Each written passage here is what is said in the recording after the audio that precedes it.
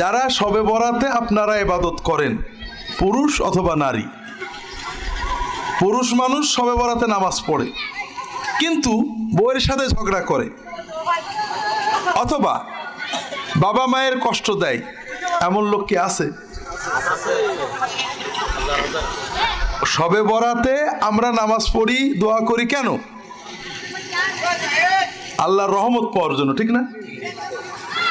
কিন্তু কোরআন শরীফ এবং হাদিস শরীফ থেকে জানা যায় শবে বরাতে ইবাদত করলে, শাওয়ালের রোজা রাখলে যে সওয়াব, স্বামীর সাথে হাসি খুশি ব্যবহার করলে, স্বামীর সাথে দুষ্টুমি করলে, স্বামীর জন্য রান্না করলে, বউয়ের সাথে দুষ্টুমি করলে, বউকে বেড়াতে নিয়ে গেলে, বউয়ের সাথে একসাথে খেতে বসলে, সংসারে বউয়ের কাজে সাহায্য করলে তার চেয়ে বেশি সওয়াব পাওয়া যায়।